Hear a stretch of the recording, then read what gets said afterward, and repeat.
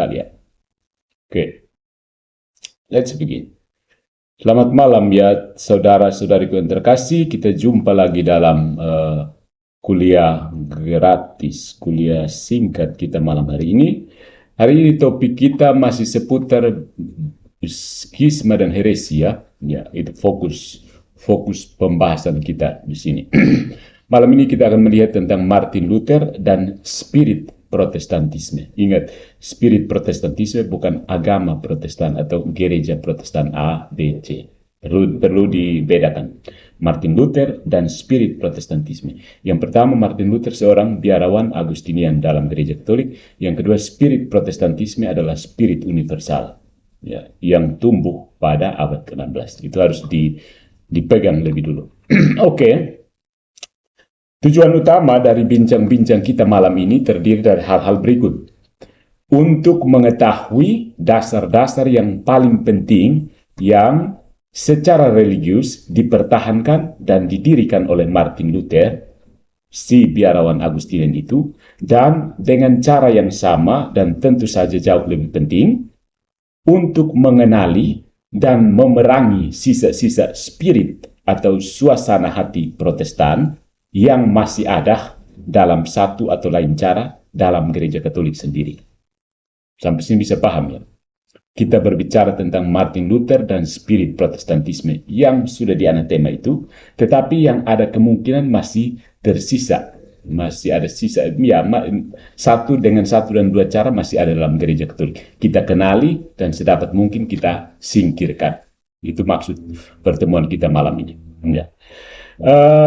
Pembicaraan kita ini didasarkan pada buku karya filsuf Katolik dari Spanyol, José Luis L. Aranguren, ya, José Luis L. Aranguren. Itu berjudul Catolicismo y Protestantismo como formas de existencia. Catholicism and Protestantism as a form of existence, atau bahasa Indonesianya yang saya terjemahkan pakai Google Translate. Ya, karena kemampuan saya hanya bahasa Spanyol tidak terlalu ini. Bahasa Spanyol saya sedikit lebih lancar ketimbang bahasa Prancis. Bahasa Inggris lebih di atas. Bahasa Spanyol bisa baca, bisa mengerti. Dan lebih mengerti lagi kalau pakai Google Translate. Kalau diterjemahkan dengan Google Translate menjadi bahasa Indonesia, kira-kira artinya Katolisisme dan Protestantisme sebagai bentuk keberadaan. Ya, judulnya sangat filosofis ya. Catholicism and Protestantism as a form of existence. Orang-orang yang belajar filsafat secara formal tahu apa itu eksistensi. Pada dasarnya kita akan mengambil kutipan paling penting dari topik yang berkaitan dengan Martin Luther dan spirit Protestan atau semangat Protestan, suasana hati Protestan, masing-masing dari bagian bab tersebut. Dan kita memperkenalkan beberapa komentar, kita komentar terhadap pengamatan Aranguren yang pada kenyataannya cukup jelas dan tepat. Ya, kita akan membatasi diri untuk menunjukkan dan menekankan secara terus-menerus aspek-aspek yang penting untuk dipertimbangkan di masa sekarang ini. Sejauh aspek-aspek ini secara langsung dan dengan tertentu mempengaruhi religiusitas Katolik kita. Ad maiorem Dei gloriam, demi semakin besarnya kemuliaan Allah. Dalam nama Bapa dan Putra dan Roh Kudus. Kita mulai dengan menyatakan bahwa José Luis Aranguren ini mendefinisikan gagasan suasana hati atau spirit. Saya menerjemahkan spirit dengan kata suasana hati ya, supaya lebih gaul. Spirit, suasana hati sebagai disposisi khusus jiwa. Disposisi khusus dari jiwa, yaitu sebagai keadaan pikiran yang pada akhirnya menentukan dan mempengaruhi pemahaman kita tentang dunia. Ya. Disposisi batin yang yaitu keadaan pikiran yang pada akhirnya mempengaruhi pemahaman kita tentang realitas dunia itu sendiri. Ya, memahami dunia dan karena itu realitas itu sendiri. Bisa ditangkap ya. Ada saat-saat misalnya ketika suasana hati kita ini lebih kuat, misalnya lebih sedih atau lebih tertekan, atau bahkan mencapai keadaan pikiran di mana keputusasaan yang kita alami membatalkan kehadiran sukacita dalam diri kita. Orang begitu depresinya, maksudnya begitu sedihnya, sampai sama sekali tidak bisa merasakan sukacita. Ya, ada saat-saat tertentu seperti itu kan. Misalnya saat-saat kematian orang yang kita kasih, kita begitu sedih sehingga dalam pikiran kita hanya kesedihan itu saja. Nanti waktu yang akan menyembuhkannya. Saat itulah dunia akan muncul sebagai sesuatu yang menjengkelkan dan tidak nyaman dan bahkan tidak berarti sama sekali. Ya, ketika duka cita begitu mendalam, keadaan pikiran seperti ini membuat kita memandang seperti dunia ini sesuatu yang menjengkelkan, sesuatu yang tidak nyaman, bahkan tidak berarti. Ya. Menurut filsuf Spanyol ini, tidak ada satu keadaan pikiran atau suasana hati yang benar-benar cocok untuk pengetahuan kita yang sebenarnya tentang dunia. Jadi ini argumen pernyataan dari filsuf Spanyol, tidak ada satu suasana hati yang benar-benar cocok untuk pengetahuan kita yang sebenarnya tentang dunia. Jadi intelek itu sama sekali tidak dipengaruhi oleh suasana hati sebenarnya begitu. Tetapi kadang-kadang emosi kita mempengaruhi pengetahuan. Kadang-kadang, ya.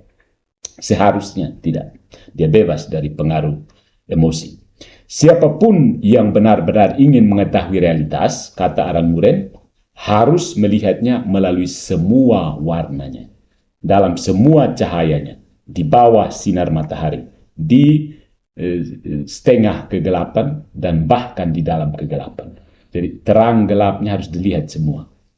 Namun ini tidak berarti bahwa kita harus tunduk pada ketidakstabilan suasana hati kita yang selalu sering terjadi. Kita tidak perlu tunduk kepada suasana hati, ya. Kita harus memandang realitas itu apa adanya. Karena filsuf ini akan mempertimbangkan ketegasan sikap atau disposisi yang baik, di mana harapan, kepercayaan, iman, dan perdamaian itu menang di atas segalanya. Dan ini adalah disposisi dasar dari pandangan orang Katolik terhadap dunia dan realitas. Ya, ketegasan sikap dan disposisi yang baik, di mana harapan, tiga kebajikan teologis ini, harapan, kepercayaan, iman, dan perdamaian menang di atas segalanya. Yaitu pandangan Katolik itu. Untuk alasan ini, seperti yang dikatakan Aran Muren, kita harus hati-hati membedakan di satu sisi suasana hati, spirit atau perasaan hidup, dan di sisi lain sikap, gaya atau makna hidup. Suasana hati atau keadaan pikiran itu sendiri dengan sikap atau arti kehidupan itu sendiri. Dengan demikian, kita memiliki bahwa perasaan, suasana hati atau spirit itu adalah disposisi spontan, prarasional, sebelum dipertimbangkan akal.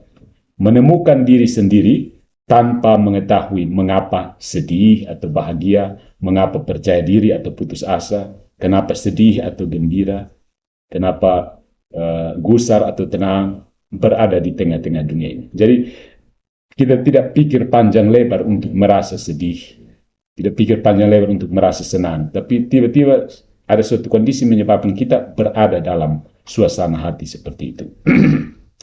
Sebaliknya, dukungan dalam tradisi, keamanan, beristirahat dalam iman yang dibenarkan secara rasional, kepemilikan konsepsi kehidupan yang kuat, gagasan kehidupan yang kuat, mengubah suasana hati menjadi sikap, memberi makna kepada kehidupan, dan memberinya suatu gaya. Ya.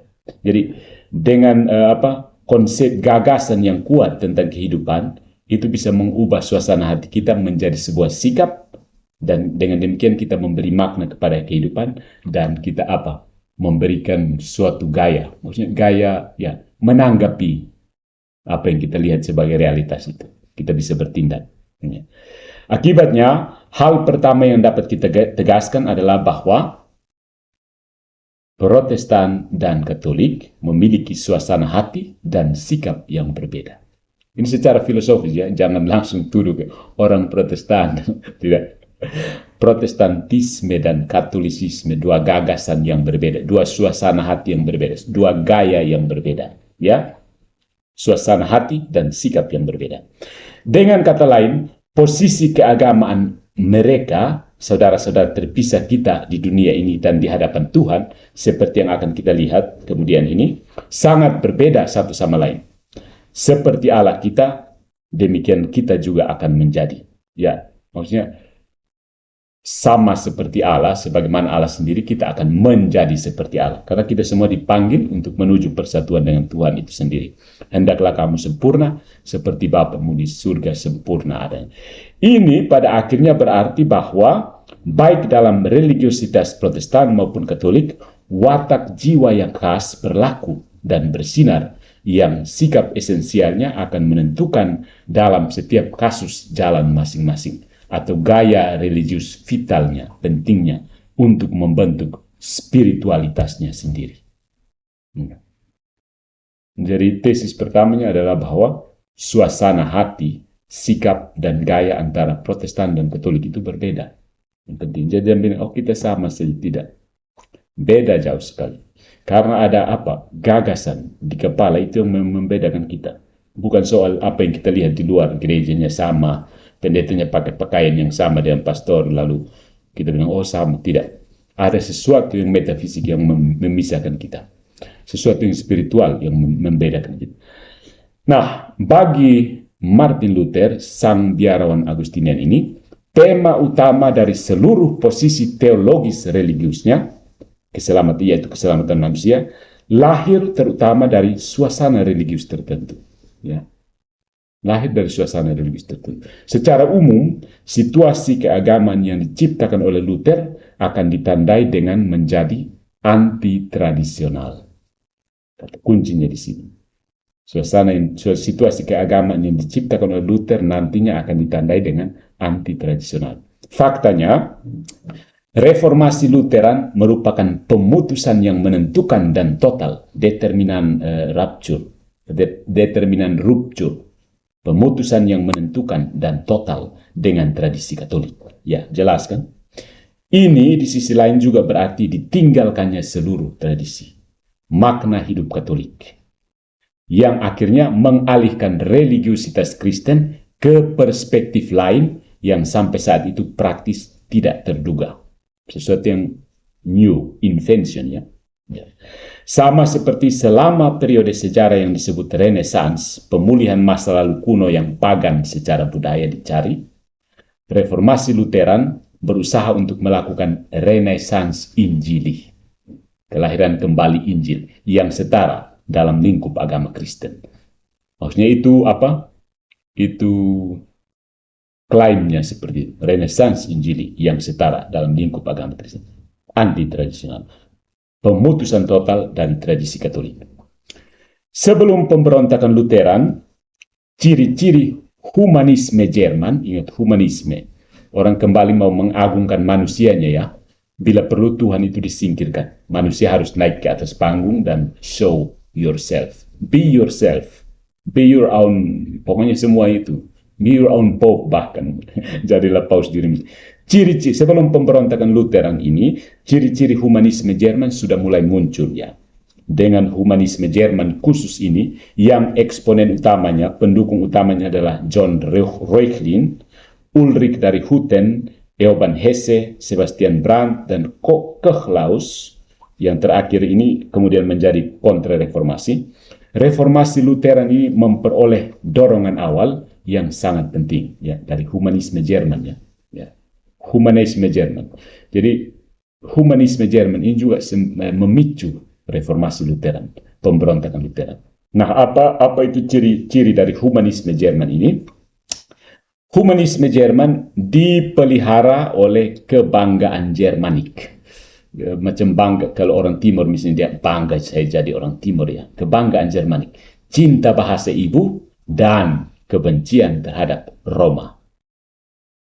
Para pembela humanisme yang disebutkan ini di atas tadi akan secara langsung menentang Roma dengan Jermania. Jadi mempertentangkan Roma dengan Jermania. Negara tanah mereka kan seperti itu.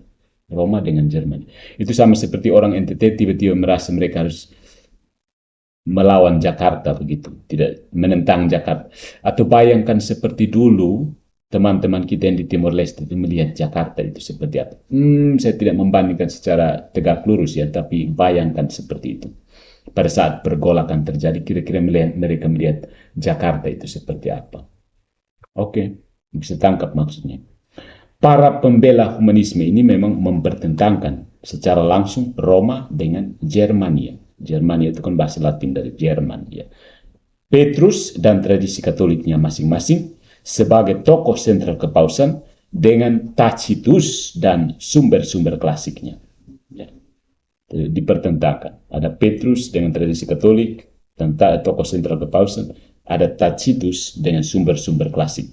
Faktanya, humanisme Jermanik ini berkontribusi tidak sedikit dalam bidang politik, sosial politik, memberikan saluran dan ekspresi pada apa yang saya sebut kebencian Jermanik terhadap Roma dan sumbangan pada kemenangan Lutheranisme. Ini kutipan dari si filsuf Spanyol ini ya. Dia filsuf Katolik ya. Jadi dia mewakili orang Katolik pada umumnya dan pola pikir Katolik. Tetapi untuk memahami situasi Lutheran, kita harus mulai dengan menyadari bahwa krisis pada masanya bukanlah religius radikal seperti kita, tetapi teologis dan gerejawi. Jadi krisis yang terjadi itu bukanlah sebuah sistem kepercayaan yang radikal, tetapi persoalan teologis dan persoalan eklesiastikal, persoalan gerejawi, persoalan manajemen gerejawi. Nah, tentu saja krisis teologis dimulai dengan William dari Ockham. Nah, kita singgung lagi William Ockham. Ada yang masih ingat William Ockham, pencetus nominalisme? Mengapa krisis teologis ini dimulai dengan William Ockham? Si biarawan Fransiskan dari Inggris itu. Mengapa? Karena William Ockham membatasi penerapan filsafat dalam teologi. Dia membatasi. Jangan terlalu campur dengan teologi. Jangan terlalu campur dengan teologi. Atau dengan kata lain, Ockhamisme, gagasan Ockhamis ini, melepaskan atau memisahkan akal dari iman. Menceraikan akal dari iman. Ya. Sementara kalau kamu ingat Thomas Aquinas, justru Philosophia Ancile Theologiae. Ini memberi jalan kepada sikap yang berlawanan, yaitu pada posisi humanis semata, yang wakilnya yang paling menonjol dalam hal apapun adalah Erasmus dari Rotterdam, jelas rentan terhadap naturalisasi iman yang murni filosofis, terhadap pengorbanan teologi demi filsafat dan moral, apa yang Luther lakukan dalam menghadapi panorama seperti ini. Ada perpisahan antara naturalisasi iman yang murni filosofis dan ada pengorbanan teologi demi filsafat dan moral. Kira-kira apa reaksi Luther dengan adanya krisis teologis Ockhamisme ini? Reformis Jerman memilih untuk menguraikan teologi anti-filosofis dalam agama Kristen itu sendiri. Dan ini membawa serta munculnya bentuk agama yang menyedihkan. Ini kata-kata dari sang filsuf Spanyol kita. Bentuk agama yang menyedihkan yang setidaknya hari ini lebih suka kita sebut eksistensial yang agak menyakitkan. Karena banyak filsafat dan sastra abad ke-20 yang lalu mengasumsikan dan mempromosikannya. Ada modernisme, ada idealisme, itu semua mempromosikan reformasi Lutheran itu sendiri. Bahkan kebencian Lutheran terhadap alasan teologis sangat sengit dan keras. Penghinaannya terhadap skolastisisme dan terhadap Aristoteles tidak henti-hentinya. Dengan demikian, apresiasi Martin Luther terhadap Theologia Deutsch, teologi Jerman, Theologia Deutsch itu maksudnya sistem pemikiran orang-orang Jerman, sistem pemikiran teologi orang-orang Jerman, Theologia Deutsch, memiliki 3 akar, Germanik dan eksperimental atau eksistensial, dan terlebih lagi bahwa itu adalah teologi non-filosofis. Sola-solaan itu kan, itu kan non-filosofis itu. Teologi non-filosofis. Jadi Theologia Deutsch itu, teologi yang menjadi inti dari teologinya Lutheran itu adalah Germanik, akar Germanik, eksperimental, dan teologi non-filosofis. Eksperimental karena apa? Dia coba-coba kan, dia coba buang Makabe habis, dia coba buang surat Yakobus, tapi kemudian dia kasih masuk kembali. Itu kan eksperimental sebenarnya. Jadi dapat dikatakan bahwa Luther mengikuti posisi William Ockham dengan membatasi penerapan filsafat pada teologi, yaitu dari akal budi pada iman kepada iman. Karena penggunaan kategori-kategori filosofis, jalan lain kepada Aristoteles dan Porphyrius, melarang, menurut Luther, pemahaman religius yang benar terhadap tentang firman ilahi. Jadi menurut Luther itu, dengan menggunakan kategori-kategori yang diajukan oleh Aristoteles itu, menghambat pengenalan kita tentang firman ilahi, firman Allah itu sendiri. Jadi dengan demikian, filsafat sebaiknya dibuang. Dan pada saat zaman mereka, yang namanya filsuf, Aristoteles itu begitu terkenal oleh semua scholar, sehingga kalau sebut bahwa filsafat dan filsuf itu artinya Aristoteles dan karyanya, itu saja. Hampir identik. Begitu orang sebut sang filsuf itu artinya Aristoteles. Begitu sebut filsafat itu maksudnya Aristotelian filosofi. Begitu, metafisika Aristoteles. Nah, mengapa menurut Luther akal budi buta dan asusila dalam hal-hal iman ya? Why?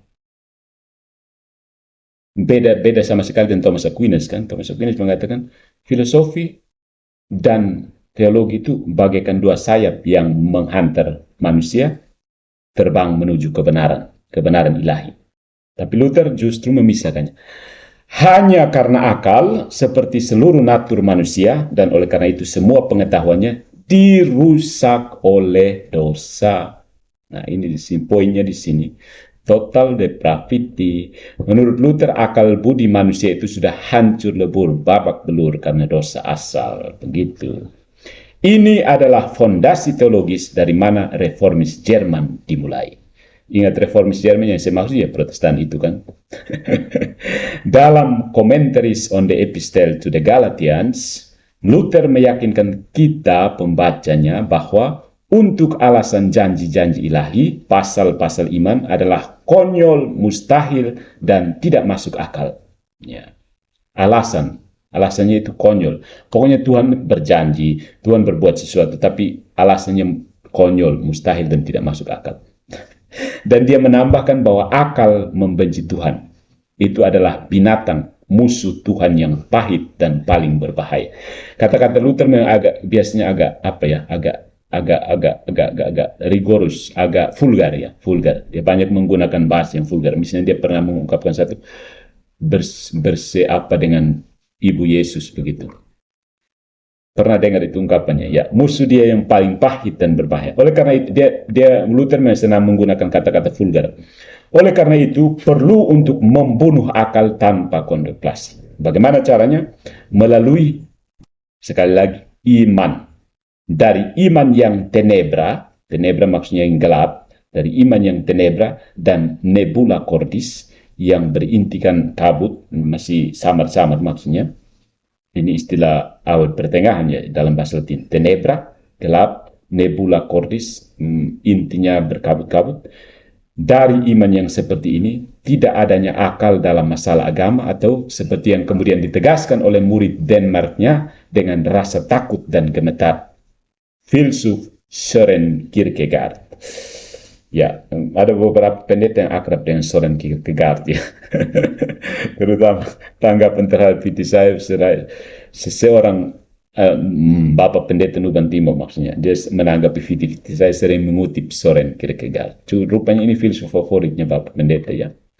Jadi ini murid Denmarknya Lutherian. Ya, dia tambahkan dengan rasa takut dan gemetar. Dari filsuf Søren Kierkegaard, seorang eksponen eksistensialisme agama yang jelas ya. Iman tidak lebih dari penderitaan yang suram dan mencekik. Kierkegaard akan melangkah lebih jauh dengan mengatakan, iman adalah lompatan buta. Dan ketika seseorang melompat secara membabi buta, dia pergi sendiri. Go himself. Luther selangkah lagi dari irasionalisme. Hampir nyaris irasionalisme. Satu langkah saja dia sudah irasional. Yaitu dari pembubaran dogmatis praktis agama dan dengan demikian terjerat dalam kedalaman ekstrim dari keberadaan yang rusak dan sunyi karena dosa. Dosa kebetulan. Bukan dosa kebetulan. karena apa? Kejatuhan yang di Taman Eden itu. Kejatuhan itu menyebabkan dosa hancur, bukan dosa, akal budi hancur, maka kita tidak boleh mendekati Tuhan dengan menggunakan akal budi. Hanya iman, sola fide. Sola fide itu hanya hidup. Sola fide, oke. Kebetulan Kierkegaard karena itu akan menyebut dosa sebagai penyakit yang mematikan. Dosa itu penyakit mematikan. Dan Martin Heidegger, ada yang belajar filsafat sistematik pasti ingat Martin Heidegger, pewaris Martin Luther lainnya yang layak, berada untuk kematian. Sein zum Tode, ada menuju kematian. Itu sebenarnya apa? Karena dosa asal, maka manusia itu ada menuju kematian. Sein zum Tode. Ya. Martin Luther sebenarnya bukan. Martin Heidegger itu sebenarnya pewaris metafisikanya Martin Luther. Kita nanti lihat ada bagaimana metafisikanya Martin Luther muncul dalam metafisika Heidegger. Singkatnya, Luther memutuskan hubungan dengan tradisi Katolik Logos, yaitu dengan rasa iman sensus fidei yang sangat rasional dan menghibur. Tapi ini belum semua. Itu belum semua. Pertama, kita baru lihat yang pertama, dia menolak akal budi terhadap teologi. Dia menolak filsafat terhadap campur tangan filsafat terhadap teologi.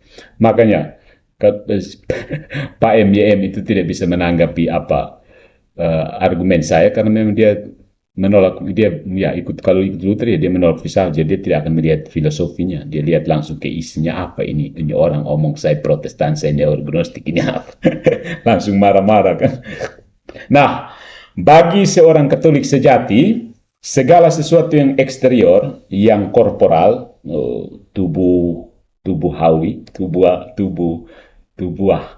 maksudnya kata sifat dari tubuh itu apa? Korporal ya, karena tidak punya bahasanya tubuh hawi, ragawi, oke. Bagi seorang Katolik sejati, segala sesuatu yang eksterior, yang di luar dan yang korporal, yang ragawi adalah ekspresi dan simbol dari yang interior, ya. Realitas spiritual sendiri. Ya. Jadi simbol dari realitas spiritual. Contoh kecilnya itu patung itu kan, ya. Patung itu kan sesuatu yang korporal, sebenarnya ragawi, tapi adalah simbol dari realitas yang spiritual. Hubungan antropologis tubuh dan jiwa dianggap tidak bisa dihancurkan, hubungan ini tidak bisa dieliminasi, ya, bagi orang Katolik. Hubungan antropologis, hubungan jiwa dan badan itu tidak incorruptible, tidak ineliminable, indelible mungkin cepat, ya, tidak bisa dihancurkan.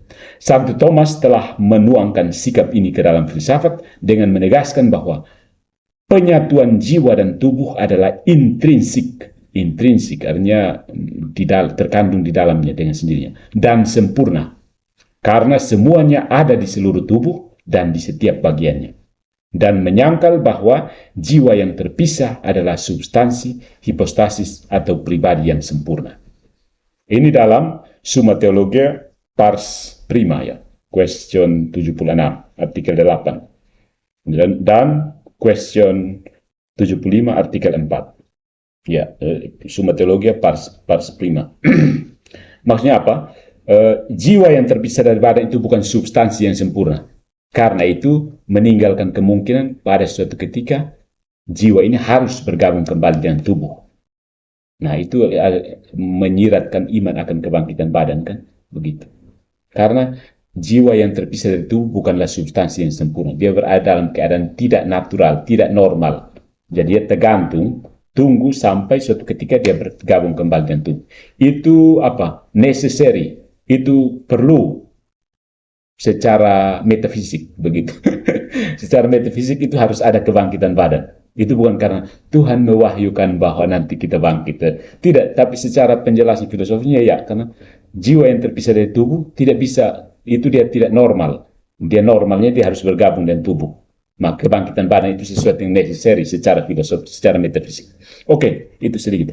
Tetapi radikalisme Luther juga memilih di sini untuk solusi yang ekstrim.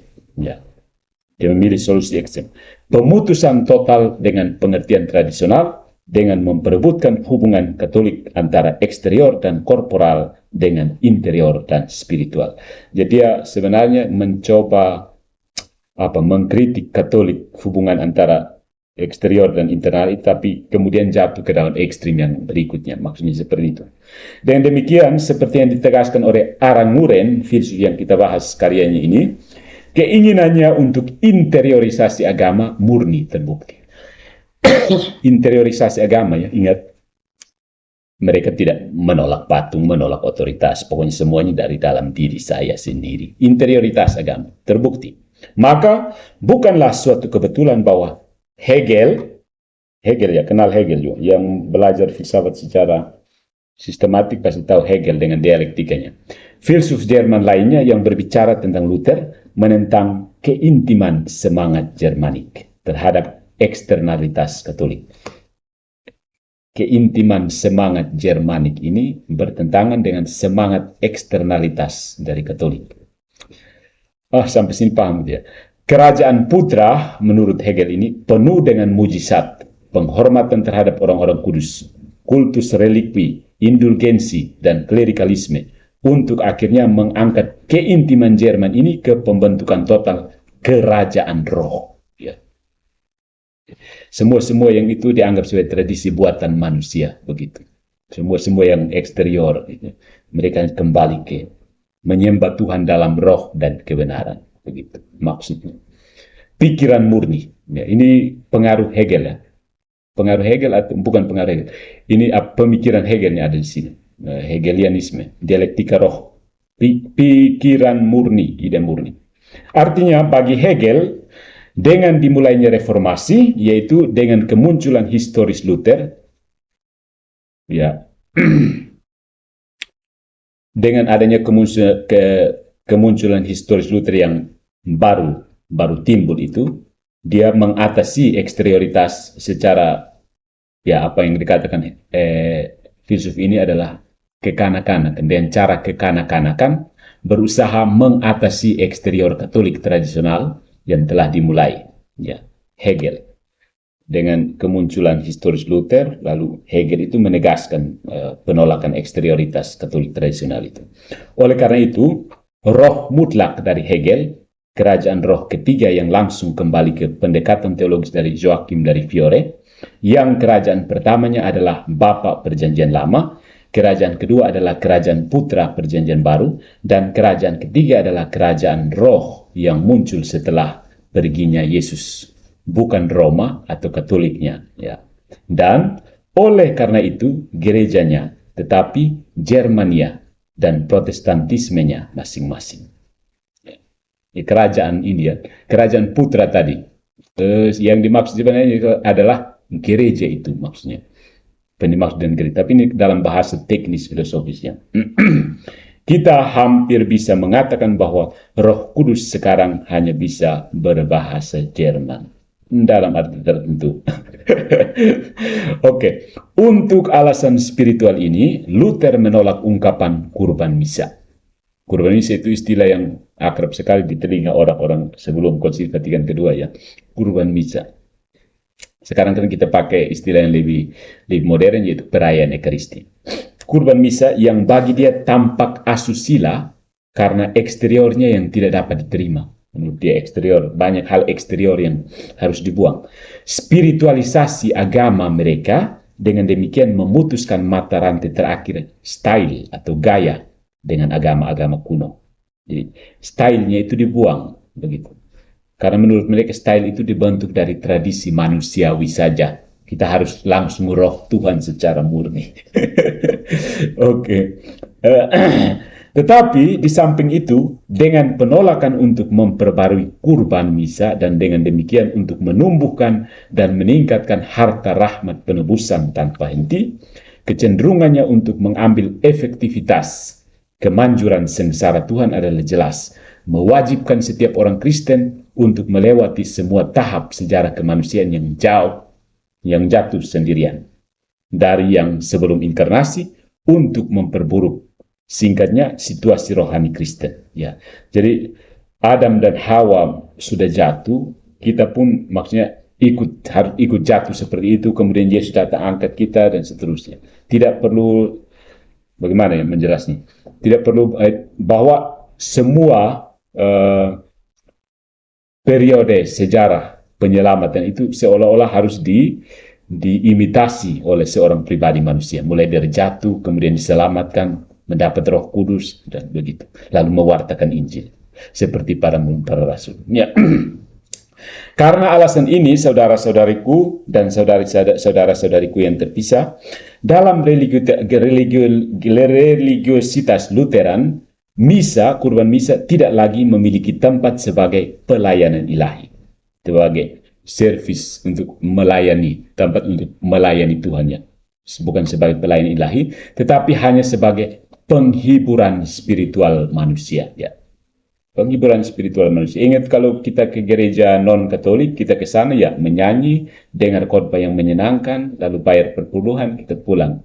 Mungkin salah ya, tapi saya hanya karena Protestan terlalu banyak, jadi saya menebak seperti itu yang kira-kira dilakukan. Kita berkumpul, berdoa, menyanyi, dengar firman yang menghibur kita, lalu kita bayar perpuluhan, makan roti dan minum anggur, pulang.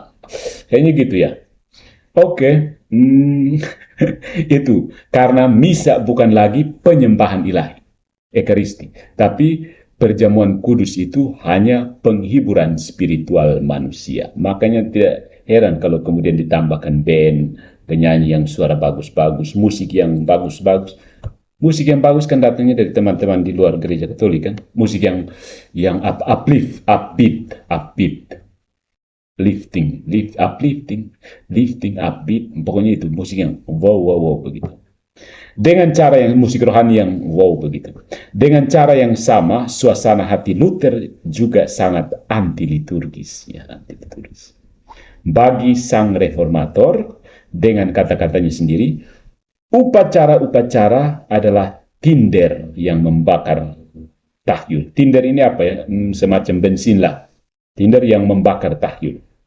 Karena upacara-upacara tidak peduli kepada Tuhan. Karena hanya kesatuan roh dalam iman yang penting. Ingat kan? Kalau di komen-komen video saya orang akan masuk bahwa ritual-ritual tidak penting. Yang penting itu iman yang menyelamatkan. Ini kan prinsipnya Lutheran. Apa yang dibawa oleh kesatuan roh dalam iman semacam itu? Penyederhanaan misa, peniadaan ritus, penghambatan ritus, pengenalan bahasa Jerman. Ingat Alkitab diterjemahkan ke dalam bahasa Jerman sambil tidak lupa menyisipkan kata lain dengan maksud untuk kembali lagi ke informalitas perjamuan terakhir.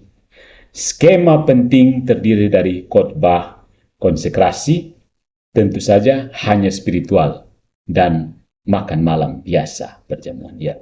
Jadi tidak lagi transubstansiasi. Selamat tinggal transubstansiasi. Kotong hanya makan-makan saja, kumpul makan-makan saja. Hanya spiritual saja. Kalau kamu mengimani bahwa ini adalah tubuh dan darah Kristus, ya kamu mengimani.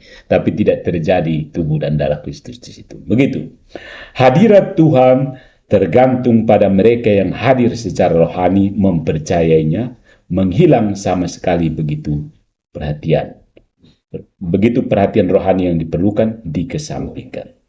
Dan kemudian roti kembali ke lahiriannya yang sederhana, dan pada kenyataannya roti itu bahkan tidak kehilangannya. Lalu alasan apakah yang ada untuk menyembah hosti kudus? Adorasi kan tidak masuk akal lagi di sini. Jika hosti kudus tidak lebih dari sebuah upacara tahyul, setelah hanya rohani-rohani saja, ritus-ritus sudah tidak lagi penting, tidak ada alasan untuk tabernakel lagi ada kan? Itu kan tahyul semua. Jika saya berdiri di depannya, itu akan menjadi keyakinan spiritual saya sendiri yang akan memberikan validitas. Keyakinan saya. Dengan demikian, kesatuan roh dalam iman Lutheran ini secara mutlak mereduksi segalanya menjadi protagonisme antropologis seorang percaya, yaitu imannya. Luther juga menolak persekutuan, komunio, dan penghormatan yang konsekuen dari orang-orang kudus dan indulgensi. Ini jelas kan kutipan. Venerasi orang kudus, persekutuan orang kudus, dan indulgensi. Atau kata persekutuan orang kudus ditafsir secara lain, berbeda dengan tafsiran tradisional. Karena menolak persekutuan orang kudus, tentu saja konsekuensinya menolak venerasi orang kudus dan indulgensi. Bahkan keselamatan adalah karya eksklusif Kristus dan iman batin saja. Ya. Yesus itu eksklusif, dia tidak urus orang lain, dia mau selamatkan pribadi langsung to the point, to yourself, dia tidak ikut begitu. Menurut mereka, menurut Luther, ya. Keselamatan itu karya eksklusif Kristus. Yang sering dikutip oleh teman-teman kita, saudara terpisah kita adalah hanya satu perantara kita dan seterusnya. Dan mereka pikir itu eksklusivitas Kristus. Dan itu ketunggalan, bukan eksklusivitas. Dan iman batin saja ya. Sang reformator kita ini, sang reformator Martin Luther maksudnya, tidak mengizinkan siapapun, baik orang-orang kudus maupun harta rahmat yang tersedia bagi gereja, itu yang indulgensi kan, harta rahmat yang tersedia bagi gereja, untuk membantu kita memikul beban kita. Ya, dia tidak mengizinkan orang kudus maupun harta rahmat dari dalam gereja untuk membantu kita memikul beban yang harusnya kita pikul. Individu berdiri sendiri di hadapan Allah, ya. Dan akibatnya dia menyangkal bukti penghargaan untuk eksterior, hal-hal yang eksterior, untuk forma yang merupakan kultus dalam pengertian netral, ya, kultus Katolik tentang gambar, patung, musik, dan lain sebagainya, arsitektur yang bagus, dan seterusnya. Vestment yang bagus, ukup, dan seterusnya. Hiasan di altar, tata ruangan yang menarik, dan seterusnya. Itu dianggap tidak penting. Begitu. Singkatnya, sang reformator tidak akan lagi menerima bantuan eksternal apapun. Dia tidak peduli. Sola-solaan saja. Tidak ada yang lain lagi. Apapun itu. Iman oleh karena itu harus tetap terisolasi dan mampu menopang dirinya sendiri. Sendirian menanggung beban keselamatannya sendiri yang tak terhitung. Indulgensi bagaimanapun tidak berguna menurut Luther. Karena indulgensi adalah sarana eksternal yang tidak membantu sama sekali dalam bidang iman. Ingat, ini penolakan terhadap eksternal. Begitu. Bukan soal indulgensi dijual belikan, tidak. Kita harus masuk ke dalam apa sebenarnya di balik penolakan itu. penolakan terhadap para imam atau imamat pada umumnya mengikuti jalan yang sama. Imamat tidak diperlukan karena iman menyembuhkan dirinya sendiri. Pengakuan dosa tidak berguna karena iman, hanya iman lagi, sekali lagi, merupakan tatanan imamat umat beriman itu sendiri. Jadi imamat umum itu sendiri. Ya, karena baptisan, orang bisa mengakukan dirinya sendiri. Maksudnya seperti itu ya. Orang bisa mengampuni dirinya sendiri. Karena kuasa imamat umum itu. Aneh tapi nyata ya. Oke. Pengakuan tidak berguna karena iman merupakan tatanan imamat umat beriman itu sendiri. The priesthood of all the believers. Priesthood of all believers, ya, itu istilahnya. Hierarki imamat akan diringkas dalam kesatuan iman spiritual yang dipromosikan oleh sang reformator kita. Karena setiap orang adalah imam bagi dirinya sendiri. Setiap orang adalah imamnya sendiri. Dan tidak dapat mencari bantuan dari orang lain. Ingat, saya urus diri sendiri, begitu, langsung kepada Tuhan. Demikianlah tampaklah kekristenan orang-orang yang sunyi, yang dikutuk untuk menanggung beban keselamatan mereka sendiri yang tidak tertahankan. Iman Protestan yang sangat besar, beban yang luar biasa ini, iman itu besar. Dengan demikian mengarah pada isolasi dan ketidakberdayaan. Pada penderitaan eksistensial yang terus-menerus yang tampaknya dipaksa untuk melakukan dalam diri setiap orang sebuah pekerjaan yang sangat superhuman. Ya. Saya langsung dengan Yesus. Itu sesuatu yang adikodrati ya. Langsung kepada Yesus itu. Maria saja yang langsung mengandung Yesus. Dia tidak ngomong banyak soal itu. Dia merendahkan diri. Kita yang tidak istimewa apa-apa, kita mau langsung kepada Tuhan. Jadi itu sebenarnya memaksakan diri menanggung beban iman Kristen yang besar pada diri sendiri. Dan itu sebenarnya sebuah pekerjaan yang superhuman. Hanya Superman saja yang bisa buat seperti itu. Maka tidak jarang gereja yang kelihatan ini dikesampingkan demi interioritas religius yang murni. Gereja yang kelihatan seperti Paus dan jajarannya di Jerman waktu uskup dan jajaran Jerman, minggir dulu. Yang penting itu di dalam diri. Perhatikan komen-komen di video-video saya. Pemikiran seperti ini muncul semua. Adapun gereja dengan demikian sudah diketahui bahwa dalam Lutheranisme ia kehilangan semua realitas objektif, berhenti menjadi corpus Christi mysticum, tubuh mistik Kristus, berhenti, tidak hanya menjadi roh Kristus, bukan lagi tubuh mistik Kristus. Namun gagasan ini dipikirkan sampai akhir oleh Santo Paulus yang disebut Rasul Lutheran menurut mereka dan menjadi tidak terlihat. Jadi gereja ini di gagasan Corpus Christi Mysticum ini menurut mereka dijelaskan oleh Santo Paulus sebagai sesuatu yang tidak terlihat. Ya, gereja itu tidak terlihat. Kembalinya ke zaman kuno Kristen yang dibuat oleh Protestantisme melalui Santo Paulus mengarah pada kekristenan yang secara radikal menentang apa yang dipertahankan oleh para rasul. Ini sebenarnya adalah masalah kekristenan spiritual yang murni, subjektif, interior, irasional, tidak terlihat, yang bukan lagi Katolik, Kristen, tetapi Lutheran Germanik, yaitu sama sekali bukan eklesiastikal, tetapi reformasi dan Protestan, yaitu evangelis subjektif. Sampai ini saya menegaskan kembali ya, saya sudah pernah buat video tentang subjektivisme protestantisme, saya pernah buat tentang neognostisisme protestantisme, dan kita akan lihat beberapa hal lagi. Martin Luther, seorang reformasi, perjuangan revolusi,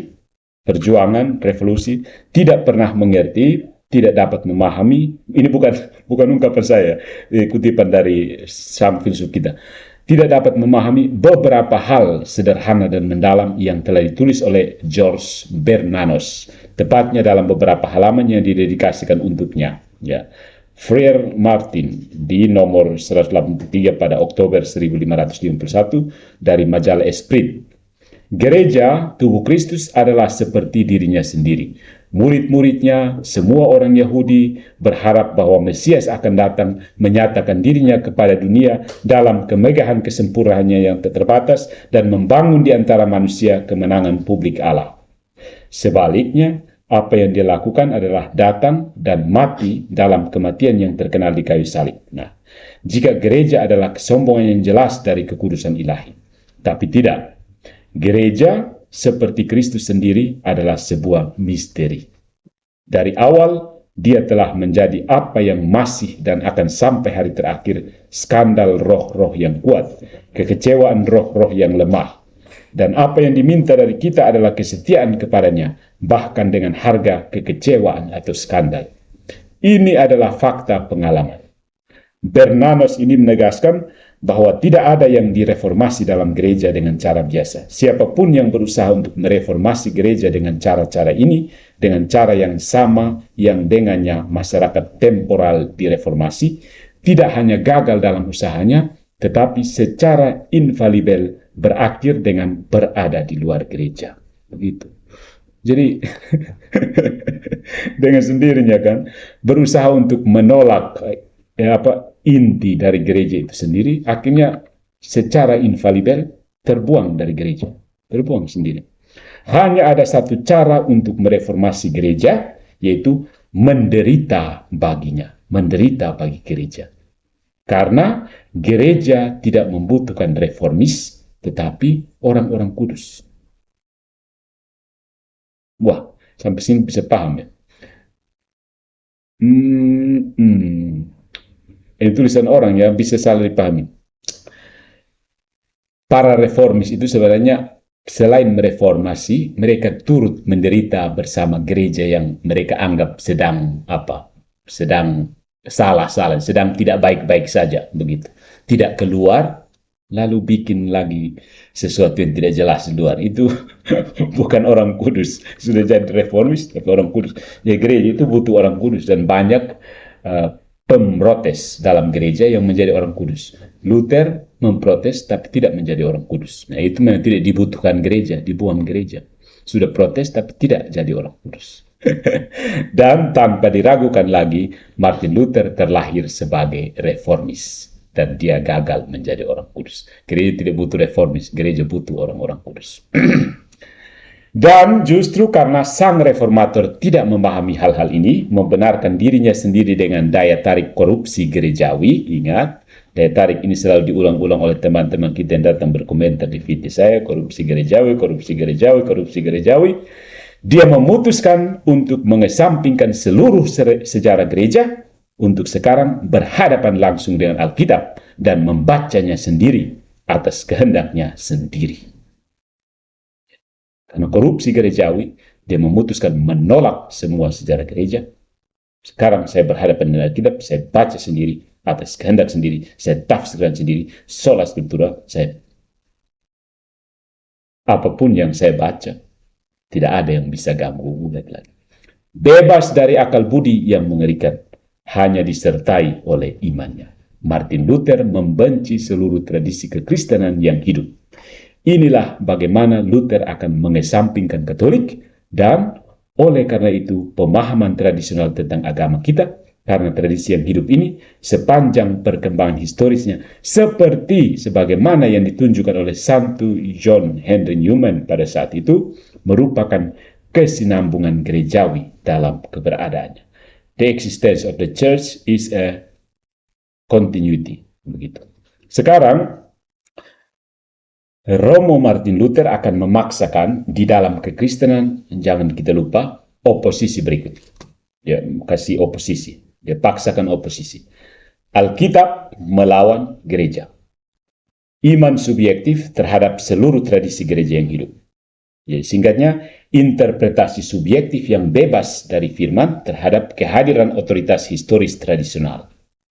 Sejak saat itu, Alkitab akan menjadi satu-satunya kunci untuk mendekati dan memahami agama baru dan secara umum kekristenan itu sendiri.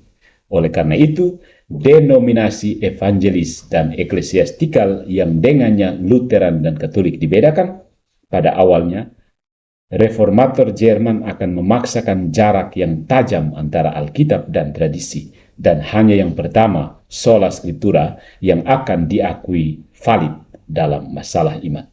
Alkitab, terlepas dari kandungan historisnya, akhirnya menjadi sasaran kebebasan interpretasi subjektif.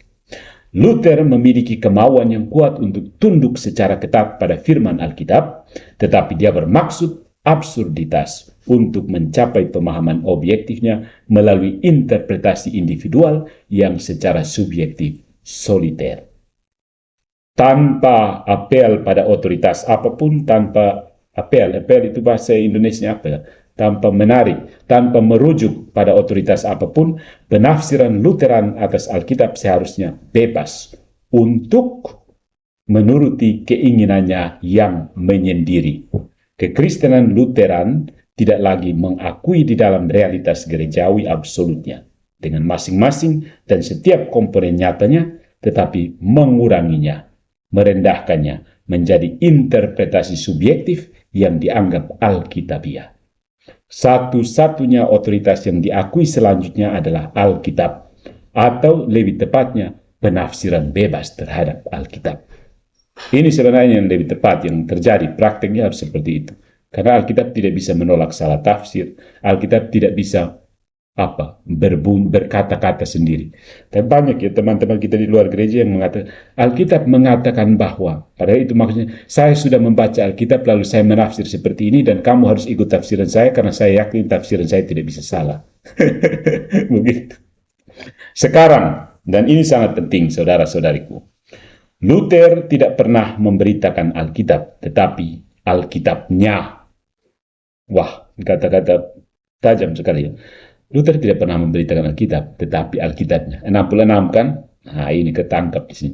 Sebuah kata yang dimutilasi dan terisolasi. Word yang dimutilasi dan terisolasi. Dibentuk sesuai dengan watak jiwanya yang tak terkendali.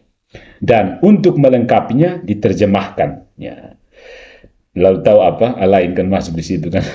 Selain itu, perlu disebutkan bahwa denominasi kaum Injili pada kenyataannya tidak akurat karena Injil tidak pernah menjadi bacaan favorit sang reformator yang memusatkan semua minat religiusnya terlepas dari bagian-bagian tertentu dari perjanjian lama yang menekankan keagungan, kuasa, dan ketidakpahaman Allah dalam surat-surat Paulus, terutama yang ditujukan kepada orang-orang Roma dan Galatia. Hampir segala sesuatu yang lain adalah untuk menggunakan ekspresinya sendiri, murni. Kita menggunakan hampir bagian-bagian lain dari kitab suci menurut ungkapan Luther adalah surat-surat Jerami, tulisan-tulisan Jerami. Straw apa ya? The Epistle of Straw. Injil sendiri menurut Luther adalah Jerami murni, sekam murni. Inilah bagaimana Luther akan mendistorsi firman dalam Alkitab, tidak hanya melalui interpretasi subjektif, terjemahan Jermanik secara manusiawi, tetapi juga melalui seleksi subjektif yang sewenang-wenang. Dan terlebih lagi, dengan terjemahan sebebas Luther yang ingin membuatnya berbicara dengan cara yang sama seperti ibu di rumah, anak-anak jalanan, atau orang biasa di pasar. Penerjemahan dan penafsiran adalah dua alat Alkitabiah Lutheranisme, atau lebih tepatnya, dua faktor yang menyebabkan dekatolikisasi Alkitab. Dekatolikisasi Alkitab. Ingat, Alkitab itu bukunya orang Katolik ya. Dekatolikisasi Alkitab. Sebuah dekatolikisasi yang pada akhirnya bertujuan untuk mendudukan, dalam arti yang jelas untuk memaksakan otoritas definitif dari subjek itu sendiri di hadapan Alkitab. Ini kalau kamu perhatikan semua pengajar di di sosial media itu selalu seperti itu. Alkitab mengatakan, tapi sebenarnya dia menyembunyikan ungkapan yang sebenarnya adalah dia sedang mendudukan Alkitab itu pada interpretasi subjektifnya sendiri. Saya membaca, saya menafsir, lalu saya yakin tafsiran saya tidak bisa salah, maka ikutlah tafsiran saya. Itu kata-kata yang tidak diucapkan, tidak berani diucapkan, karena itulah yang terjadi. Firman ilahi untuk wacana yang jadi dalam arti yang jelas memaksakan otoritas definitif dari subjek itu sendiri di hadapan Alkitab, firman ilahi, untuk wacana yang terlalu manusiawi yang mabuk dengan interpretasi yang bisa berubah-ubah. Maka bukan kebetulan bahwa kebanggaannya pada Alkitab Jerman dari sudut pandang ini sangat dibenarkan.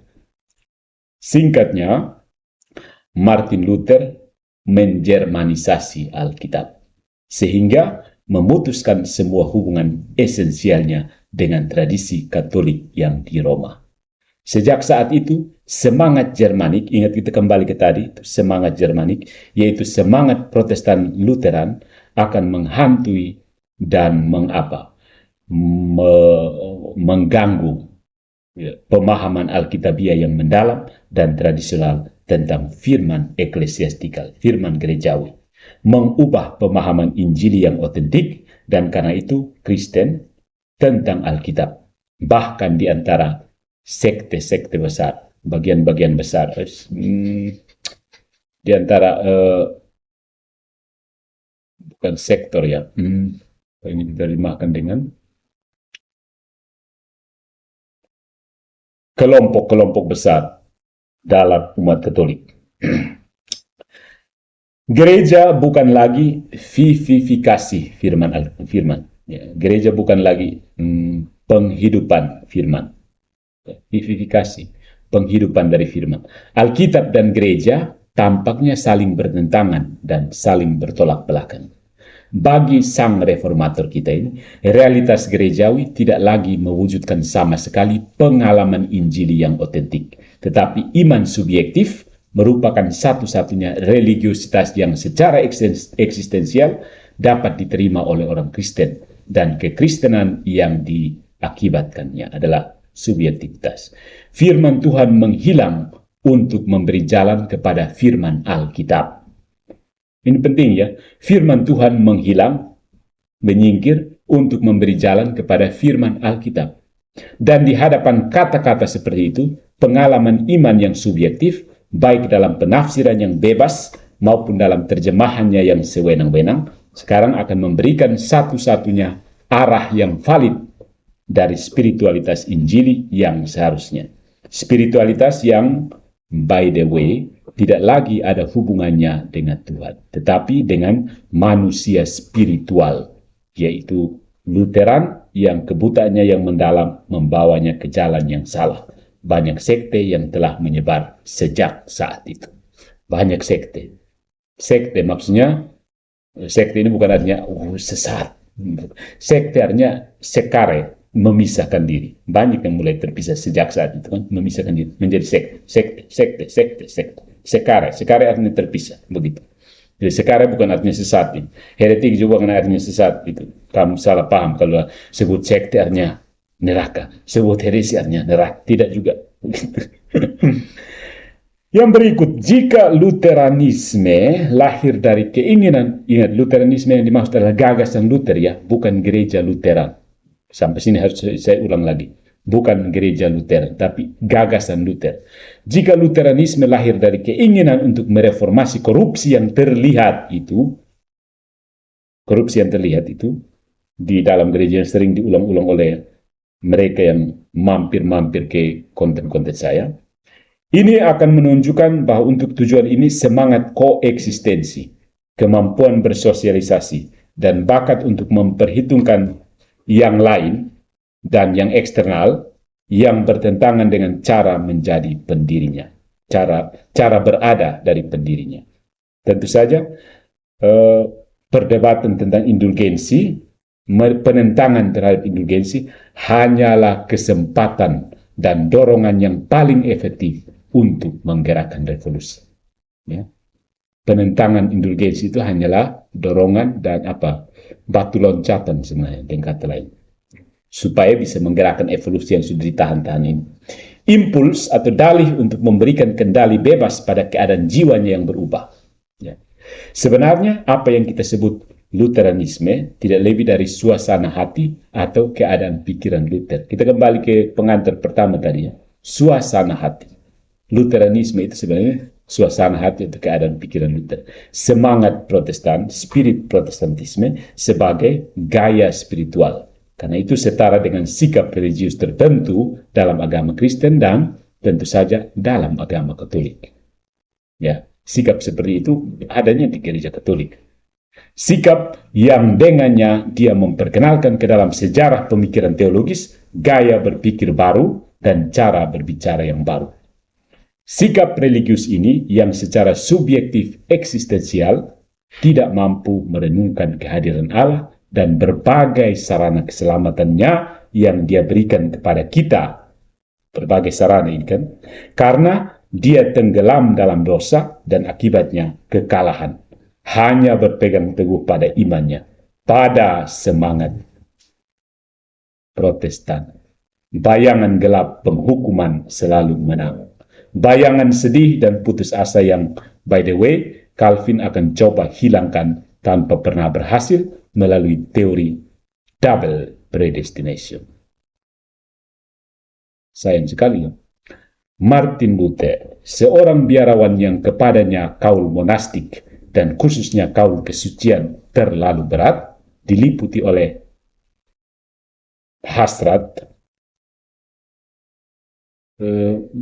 diliputi oleh banyak desire. Kurang lebih ini adalah kisah tentang begitu banyak biarawan yang buruk. Salah satunya sebenarnya Martin Luther ya. Karena abad pertengahan kan banyak biarawan yang buruk. Dia salah satunya sebenarnya kalau diperiksa pemimpin. Tetapi dia tidak mampu menjalani kehidupan kebejakan yang diakui, penghukuman yang diramalkan, dan putus asa di sisi lain. Untuk bangkit kembali ke kesempurnaan moral yang kepadanya dia telah mengikat dirinya dengan sumpah atau kaul. Dia kemudian menciptakan pembenaran doktrinal a posteriori atas perilakunya tentang kesalahannya. Pecca fortiter. Berdosalah lebih kuat. Dan tapi yang penting kemudian berimanlah lebih kuat lagi. Wah, in pecca fortiter, dan pembenaran oleh iman. Oleh karena itu, pembenaran atau justification ya biasanya istilah kerennya. Pembenaran doktrinal Luther dalam menghadapi penghukuman adalah sebagai berikut. Berdosa dengan berani, karena tidak mungkin menghindari kerusakan dosa, dan tidak pernah kehilangan iman, karena hanya dosa yang dapat membenarkan Anda. Perlu disebutkan bahwa pada kenyataannya, Luther tidak mengusulkan undangan yang jelas untuk berbuat dosa, seperti yang kadang-kadang diasumsikannya, melainkan berusaha untuk menyajikan pembenaran agama atas dosa melalui iman.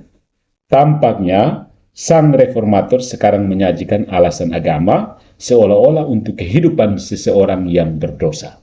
Penderitaan dan keputusan dari keadaan pikiran Luther, yaitu kesepian dan ketidakberdayaannya yang mendalam, di mana ia menemukan dirinya, akhirnya membawa dia untuk menantang dosa itu sendiri dengan keberanian religius, yaitu dengan iman.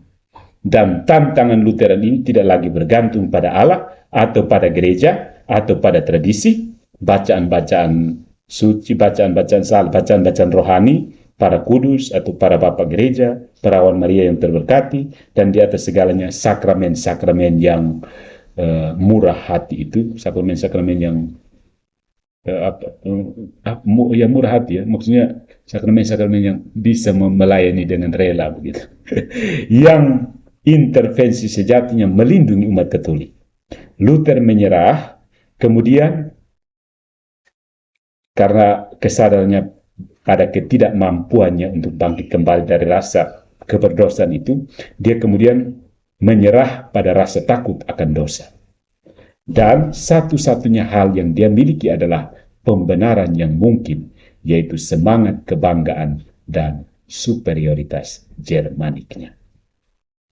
Tetapi karena tidak dapat mengenali kemungkinan untuk berhenti berbuat dosa, dia putus asa. Dan saat itulah ia menggunakan sola fide sebagai satu-satunya obat untuk menyelesaikan keputusasaan mentalnya sendiri. Juga harus ditambahkan bahwa pada waktu itu, Jerman secara psikis terguncang dan benar-benar sakit dengan teror penyihir, witchcraft, dengan teror kehidupan, ketakutan mengerikan terhadap sifilis dan bahaya penularannya yang telah diderita Eropa sejak 1545, menyebabkan getaran interior yang serius ini meningkat dan keadaan pikiran yang menyebar dan umum dihasilkan. Nah, kita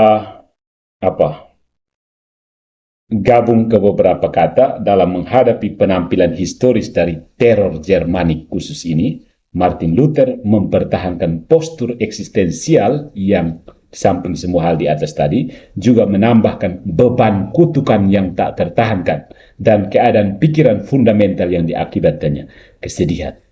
Ini pada akhirnya akan menuntun dia untuk menguraikan pembenaran agama yang dapat digunakan untuk menghadapi tanda petik teror Jerman ini atas nama iman.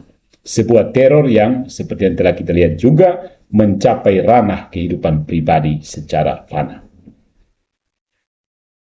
Seorang teman Luther yang bernama Matthias mengatakan kepada kita bahwa sang reformator menderita jiwa yang gelisah. Penderitaan berat yang diterimanya, pengabdian dekat yang ditanamkan oleh ibunya telah meninggalkan kesedihan yang mendalam dalam jiwanya.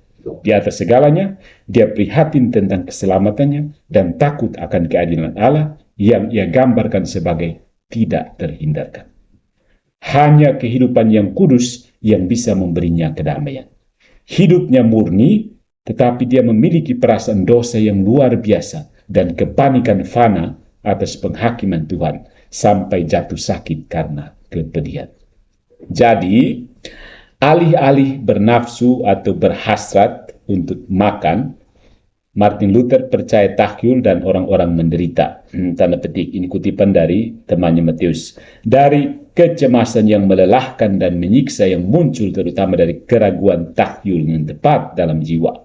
Luther gemetar seperti seorang anak ketika dia berpikir tentang neraka atau tentang Allah. Ketakutan akan penghukuman menyeretnya ke biara.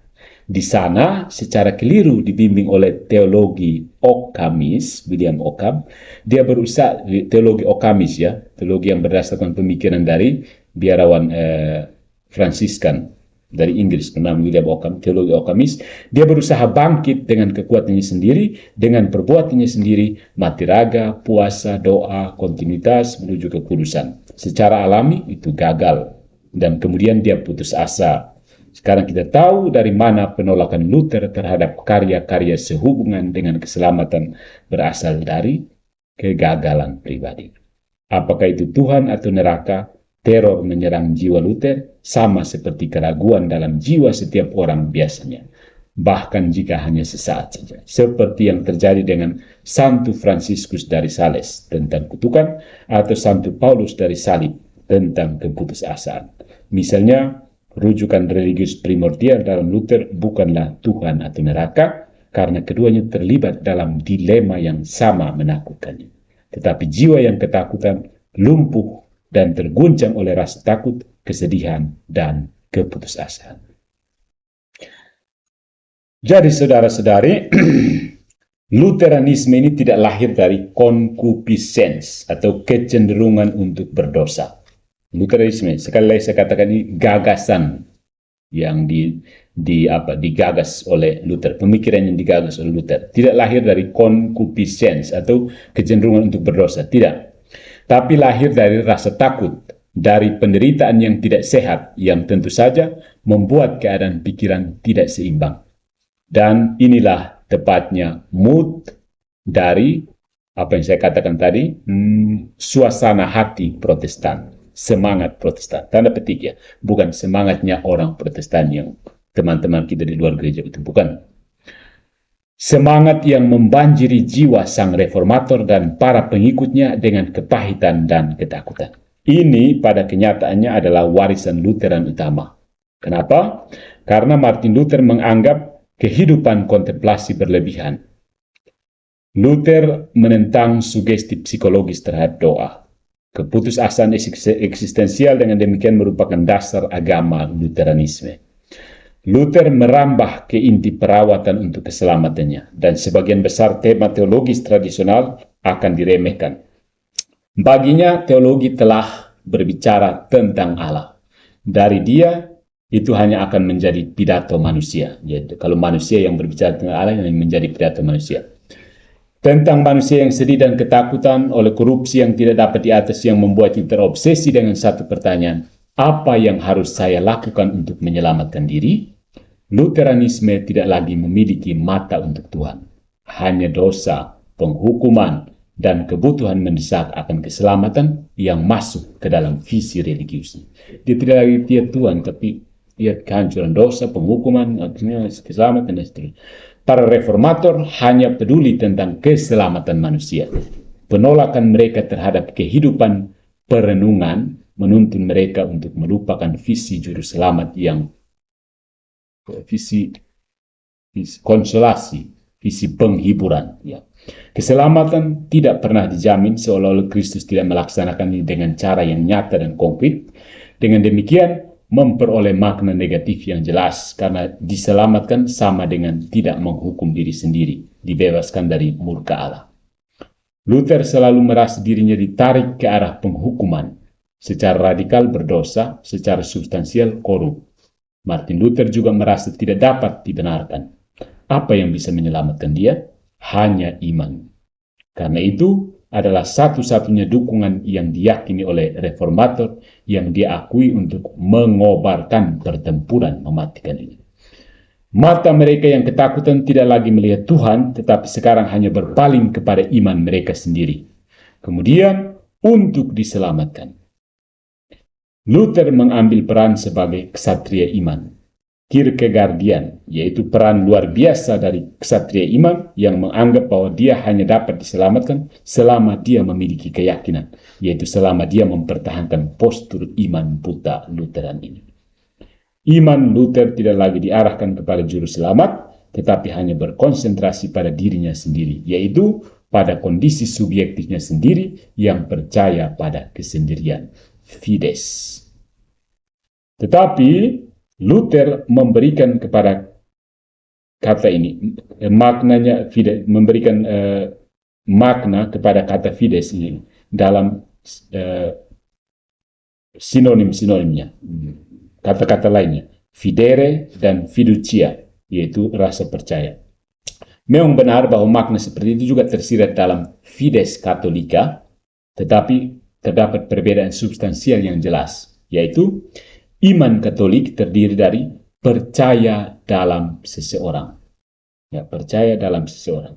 Sedangkan iman Protestan bertujuan untuk percaya dalam sesuatu. Kita bisa berdebat panjang ini. Dengan kata lain, iman Protestan tidak mengakui seseorang sebagai juru selamat, tetapi hanya sesuatu. Dalam hal ini, iman. Ingat, berkali-kali banyak yang kepada saya dan mengatakan, iman yang menyelamatkan. Imanmu yang menyelamatkan. Sesuatu yang menyelamatkan. Bukan seseorang yang menyelamatkan kamu. Jadi hati-hati memberi proposisi pada konten-konten saya. Karena ternyata kamu yakin sesuatu itu yang menyelamatkan. Orang Katolik yakin seseorang yang menyelamatkan orang Katolik. Jadi kalau ada orang Katolik yang percaya pada sesuatu seperti ini, itu berhala sebenarnya. Yesus Kristus itu bukan sesuatu. Yesus Kristus itu seseorang. Allah itu pribadi, bukan Allah itu sesuatu. Ya. Dengan kata lain, iman Protestan tidak mengakui seseorang sebagai juru selamat, tetapi hanya sesuatu, dalam hal ini iman, sebagai kemungkinan keselamatan yang menyedihkan. Akibatnya, Katolik tentu saja homo credens dan homo fidens Protestan. Tetapi homo fidens juga memiliki arti manusia yang aman. Percaya diri, tentu saja. Sebaliknya, ya maksudnya Katolik itu homo credens, credere, percaya kepada seseorang. Kalau Protestan, homo fidens, orang manusia yang beriman, begitu. Homo fidens juga memiliki arti manusia yang aman, percaya diri. Sebaliknya orang percaya, yaitu manusia Katolik, homo credens tadi, menempatkan semua kepercayaan dan keamanannya kepada juru selamat semua orang dan dukungan gerejawinya masing-masing. Begitu. Dukungan eklesiastika. Karena alasan ini, iman Katolik meninggalkan semua sisa-sisa ketakutan dan kesedihan. Dengan demikian, Fides Protestan menunjuk langsung ke kepercayaan diri yang lancang. Ya, biasa saya singgung dalam orang-orang yang bertanya-tanya kepada saya, kamu terlalu lancang, menganggap diri terlalu istimewa sampai Tuhan harus turun langsung kepada kamu. Begitu. Yaitu pada pembenaran diri di bagian bawah, di mana kesendirian eksistensial terkonsentrasi. Pembenaran oleh iman saja berarti jalan keluar religius dari keputusasaan yang disebabkan oleh penghukuman yang sudah dekat. Oleh karena itu, Kristus tidak lebih dari dalih religius untuk akhirnya menyingkapkan iman yang menyelamatkan secara manusiawi. Karena faktor manusia yang telah dimainkan di sini hanya berhasil menempatkan realitas dosa dalam tanda kurung yang di sisi lain tentu saja tidak berhasil menghapus ketidakamanan eksistensial. Karena itu, iman Protestan bukan iman orang-orang Protestan. Ingat, ini masih dalam konteks konsep ya, gagasan. Jadi kalau ada yang mau membantah, ini bantah gagasan, jangan serang orangnya. Karena itu, iman Protestan bukanlah penghiburan, tetapi beban dan risiko yang selalu terpendam. Keraguan atau kelemahan iman yang dapat diterima secara manusiawi setiap saat akan mengganggu perolehan keselamatan orang Kristen. Nah, Luther mengatakan dalam De Servo Arbitrio bahwa tidak ada yang lebih memalukan bagi akal sehat atau ratio, nalar, daripada kenyataan mengerikan bahwa Allah meninggalkan, mengeraskan, dan mengutuk begitu banyak orang seolah-olah ia senang dengan dosa-dosa mereka. Dia di sisi lain tentang siapa belas kasihan dan kebaikan tertinggi diberitakan. Tidak hanya sekali, tetapi berkali-kali. Luther mengakui bahwa dalam menghadapi kekerasan yang luar biasa dan jelas ini, ia telah didorong ke dalam jurang keputusasaan yang dalam. Profundum et abyssum desperationis. Bahasa Latinnya ya, bahasanya orang-orang abad pertengahan. Profundum et abyssum desperationis. Dan lebih memilih untuk tidak diciptakan. Sampai dia melanjutkan, saya mengerti betapa menyelamatkan keputusasaan dan betapa dekatnya kemuliaan.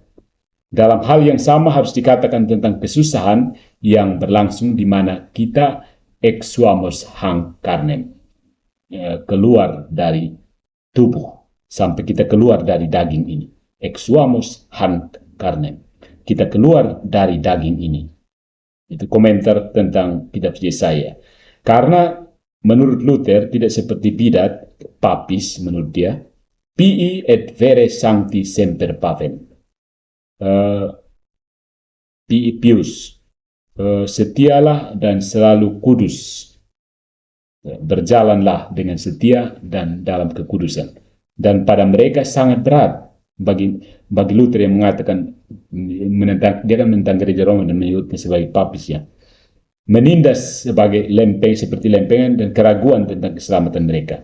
Paradoksnya, umat Katolik tidak dapat mencapai keselamatan karena mereka belum mencapai kemungkinan keselamatan yang sesungguhnya, iman, yaitu mereka belum memperoleh jaminan penuh akan kepercayaan diri. Percaya diri. Seolah-olah kita tidak memiliki semua kepercayaan kita kepada Juru Selamat. Sangat mengherankan bahwa bidat Katolik terdiri dari menyangkal Allah sendiri dan karya penyelamatan. Maksudnya dia mengatakan ini bidat, tapi justru menyangkal Allah dan karya penyelamatan. Dan bahwa dosa besar kita terdiri dari membiarkan Allah menanggung, seperti yang sebenarnya dia lakukan, semua dosa kita di dalam dagingnya sendiri. Sampai sini paham tidak? Singkatnya, menurut Luther, kesalahan kita adalah menaruh semua kepercayaan kita kepada Tuhan. Ya. Bagi Luther, orang Katolik salahnya di situ. Bidatnya kita, menurut dia, heresinya kita, karena dari situ dia keluar, membiarkan Allah memenuhi peran penebusannya. Jadi orang Protestan berpura-pura diselamatkan di hadapan Allah, seolah-olah dia ingin menyombongkan kepadanya keagungan dan kespektakuler imannya sendiri. Katolik di sisi lain percaya akan diselamatkan oleh Allah terlepas dari dirinya sendiri. Katolik sebenarnya rendah hati, taat. Itu nilai-nilai seperti itu yang tidak ada dalam Protestantisme. Tidak ada. Protestantisme itu otoritas di luar diri. Saya saja. Percaya diri bahwa meskipun saya putar-putar di luar, juga Tuhan akan cari saya dan selamatkan saya. Saya tidak butuh gereja. Begitu. Karena saya ini begitu penting di hadapan Tuhan. Nah, dosa, yaitu menyinggung Allah, berpaling darinya. Dosa menurut Santo Thomas adalah penolakan terhadap Allah, ya. Karena tidak mungkin bagi Anda untuk menghindari dosa, lebih baik bagi Anda untuk melakukannya secara terbuka dan dengan demikian membebaskan diri Anda dari keraguan dan godaan. Tetapi pada saat yang sama, percaya, yaitu percaya kepadanya, berharap kepadanya, dan berpaling kepadanya, bertobat kepada Tuhan. Sang Pembaharu akan berkata. Singkatnya, Luther tidak hanya bermaksud untuk menantang dosa, tetapi Allah sendiri. Allah sendiri itu menantang. Coba kamu berdosa. Kamu pikir saya tidak bisa mengalahkan dosa, kan? Seperti itu. Jadi orang diajak, kamu berdosa sih, karena iman pasti akan lebih. Karena iman, menurut pendekatan Luther, pada akhirnya akan mengalahkan keduanya, dosa, dengan tidak mampu menuntun saya kepada penghukuman dan Tuhan, dengan tidak mampu merebut atau menyangkal keselamatan saya. Artinya, baik dosa maupun Tuhan tunduk kepada iman saya sendiri. Ini berat, ya. Dosa maupun Tuhan tunduk kepada iman saya. Subjek Lutheran dengan iman konon pada akhirnya akan membengkokkan yang satu dan yang lain, sehingga memaksakan kemenangan religiusnya. Singkatnya, baik Tuhan maupun dosa tidak akan mampu menolak iman Protestan raksasa yang tak terkalahkan. Apakah ada posisi lain di mana kesombongan agama begitu jelas dimanifestasikan dalam kekristenan itu sendiri? You jawab sendiri, ya. Secara kebetulan, ini menunjukkan perbedaan besar antara Santo Agustinus dan muridnya yang tidak setia, Luther. Memang, menurut Yang Kudus, dia yang benar-benar mencintai akan berhenti berbuat dosa. Menurut Santo Agustinus, kan, yang suci itu. Santo kan orang suci, kan. Dia yang benar-benar mencintai akan berhenti berbuat dosa. Sesederhana itu. Menurut sang reformator kita, si Luther ini, Romo Luther ini, tidak mungkin membebaskan diri dari dosa dan penghukuman. Dengan kata lain, Saint Augustine akhirnya memahami hubungan Katolik yang mendalam antara iman dan cinta kasih, sementara Luther berpegang teguh pada iman tanpa amal. Bagi santo kita Agustinus, kasih telah menang dan akan selalu menang atas dosa apapun. Bagi sang reformator, biarawan Agustinian, hanya iman yang harus melakukan perang melawan dosa. Santo Agustinus memuji kemenangan cinta, yaitu Allah, bahkan dalam ciptanya sendiri, sementara biarawan Agustinian akan mencoba memaksakan kemenangan manusia atas Allah melalui imannya. Santo Agustinus memihak cinta kasih, Martin Luther dengan iman.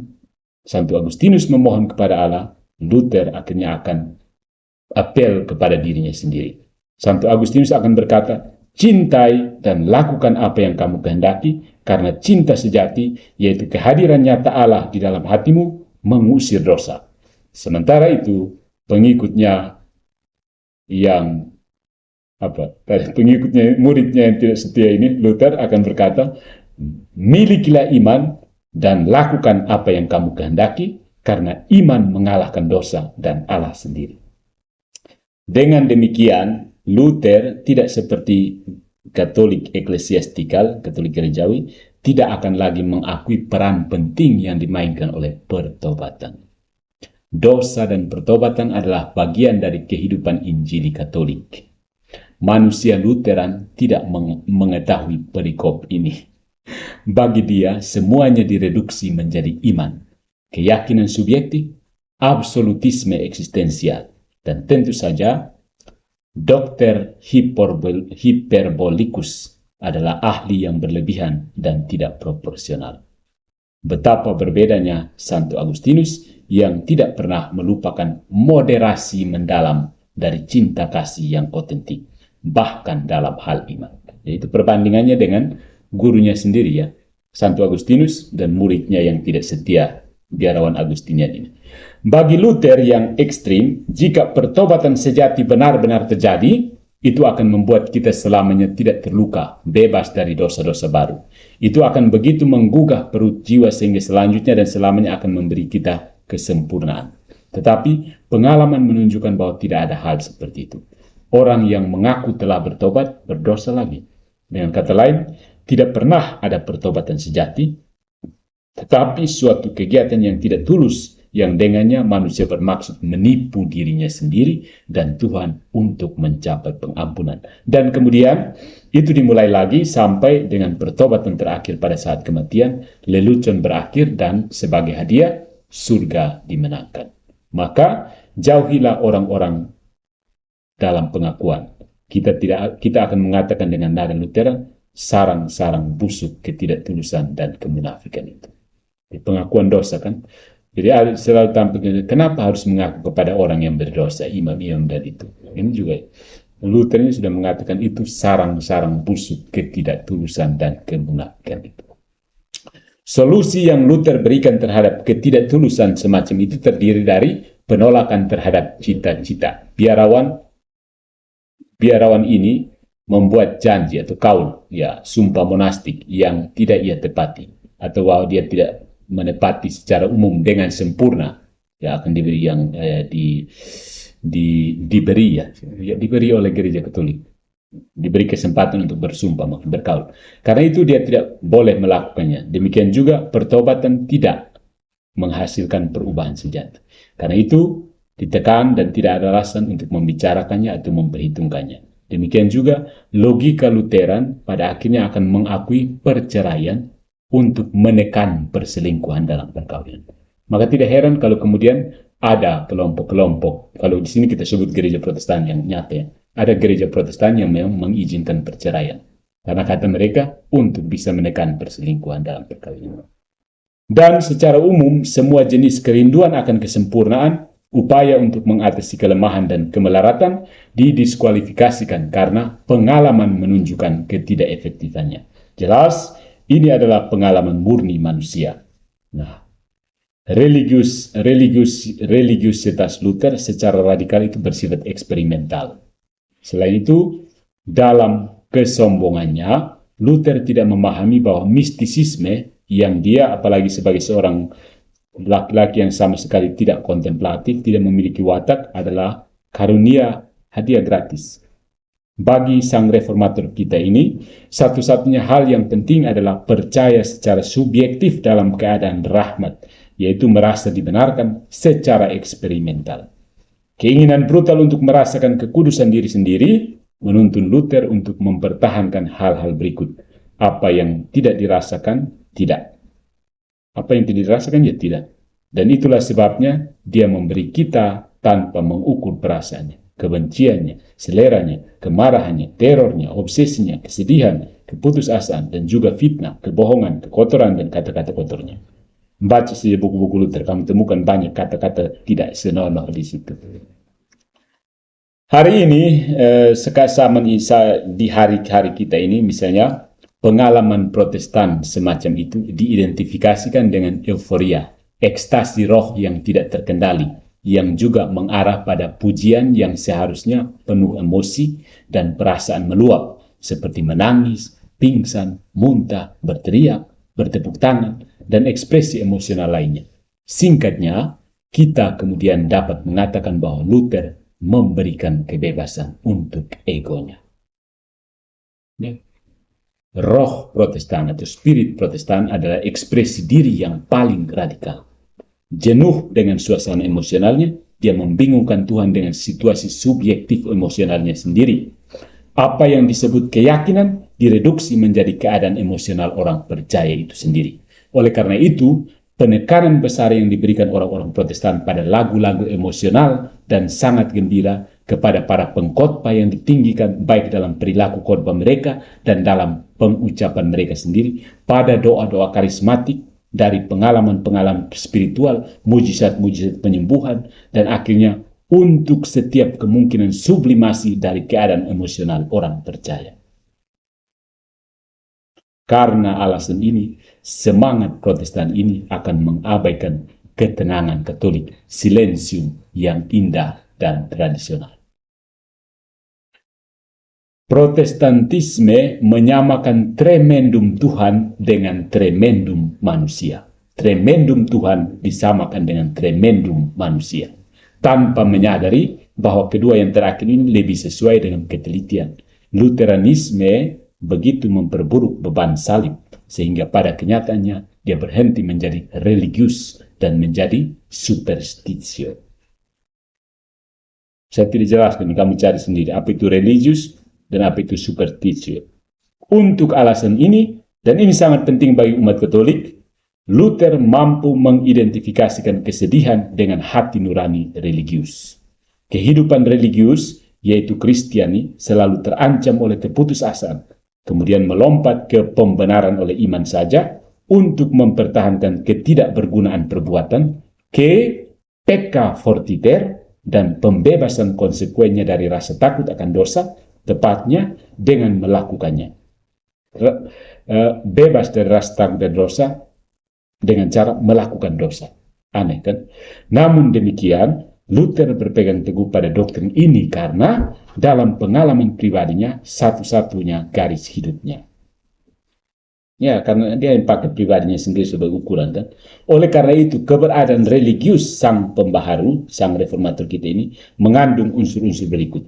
Perasaan tragis, seperti yang kemudian ditekankan Miguel de Unamuno tentang kejahatan manusia, permusuhan dengan Allah karena kerusakan substansial dosa manusia, ketidakmungkinan untuk menyenangkan Allah, dosa di mana kita terdiri dan bahwa tidak ada yang dapat menghapus atau menghilangkannya, kemudian dan bahkan kesenangan melakukan dosa yang baik dan akibatnya menjadi orang berdosa yang baik, sumber iman yang menyendiri untuk mencapai keselamatan, penekanan yang tidak teratur pada keadaan emosional orang percaya, penyangkalan semua tradisi gerejawi, di mana bahkan pembaptisan tidak berhasil memberantas dosa asal karena hanya mencukurnya. Sehingga dapat dikatakan, karena bagi Luther, dosa seperti janggut yang dicukur dan bertunas lagi. Keadaan orang Kristen yang kesepian dan tertekan, dan singkatnya, kelupaan Allah untuk memusatkan semua perhatian pada realitas subjektif dan semata-mata manusia dari orang percaya. Akhirnya, saudara-saudariku dan saudara-saudariku yang terpisah, kita tidak boleh lupa bahwa kekristenan Luther hampir tidak pernah hidup dalam radikalismenya, bahkan oleh Luther sendiri di tahun-tahun krisis. Oleh karena itu adalah satu-satunya kemungkinan keselamatan psikisnya dan yang sangat subjektif, tetapi juga merupakan beban terberat yang pernah dilemparkan ke pundak manusia dan khususnya dari seorang Kristen ini. Semoga Tuhan mengabulkan bahwa kita memang dapat dibebaskan dari beban yang begitu berat, yaitu dari pengaruh spirit Protestan, semangat Protestan, suasana jiwa Protestan pada Katolik kita yang sebenarnya. Dan bahwa pada akhirnya kita mengesampingkan Lutheranisme untuk memberi jalan lagi kepada Katolik yang otentik, yaitu kepada pengalaman mendalam Yesus dan seluruh gerejanya. Bahwa kuk yang lembut, kuk yang ringan, kuk yang lembut dan beban yang ringan. Hanya ini dan tidak ada yang lain adalah satu-satunya tujuan dari pertemuan kita malam ini. Menghindari apa yang disebut oleh filsuf Spanyol itu suasana hati Protestan. Orang Katolik perlu buang jauh-jauh suasana hati seperti itu. Itu alasan teologis dan alasan teologis, alasan spiritual, alasan psikologis dan alasan filosofisnya. Kenapa semangat Protestan? Ingat, semangat Protestan jangan langsung dituduhkan kepada saudara-saudara terpisah kita ya. Semangat Protestan seperti yang dari Luther itu, mulai dengan